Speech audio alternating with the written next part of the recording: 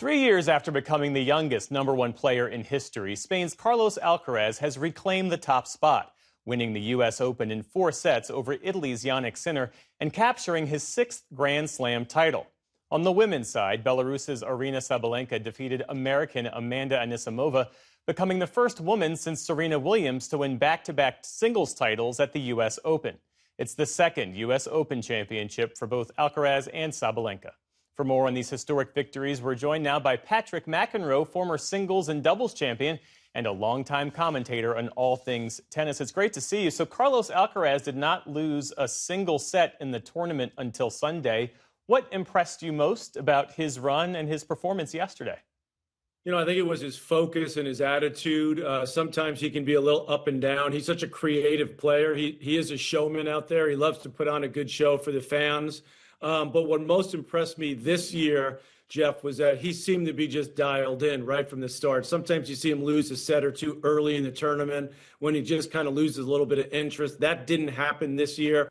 I think Jannik Sinner beating him at Wimbledon in the final there, he had won it the last 2 years, was a little bit of a wake-up call for Carlos. So he seemed to be incredibly focused. The serve was the best I've ever seen it in the championship match.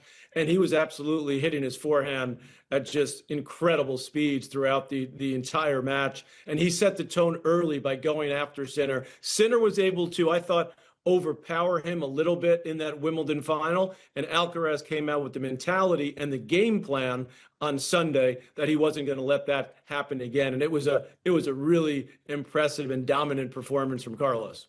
Yeah, it was an incredible championship match between Alcaraz and Sinner. How do you see their rivalry shaping the sport moving forward?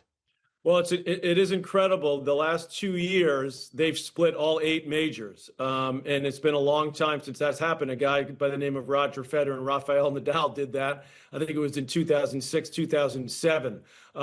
So what they're doing is really separating themselves from the pack right now. And it's going to be up to the other players. Maybe it's Americans, Ben Shelton, Taylor Fritz, Alexander Zverev. Maybe there's a 15 or 16-year-old out there that's watching these guys and was going to say to himself, I got to start playing tennis like that. I got to start taking huge risks. I got to start being ultra aggressive. I got to have lightning speed, because right now they are clearly far and away the 2 best players in the world. And I think there's no reason that that's not going to continue. They both play great tennis on multiple surfaces.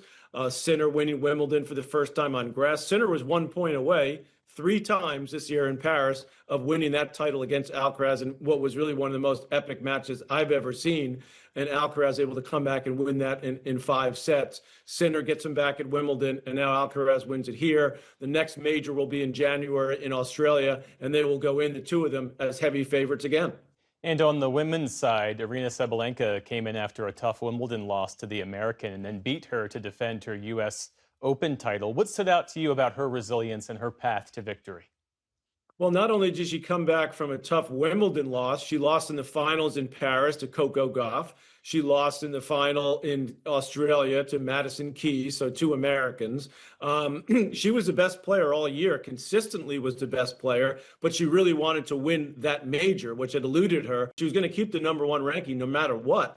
But I don't think it would have meant as much to her without the win in New York. So you saw her emotions, her reaction after winning that. Anisimova had another great tournament. I remember she played the Wimbledon final, didn't win a game in that one after beating Sabalenka in a great match in the semifinal. So it was another great tournament for Amanda. I think we're going to see her break through within the next year or two. But certainly this stamped Sabalenka as clearly the #1 player in the world for this year.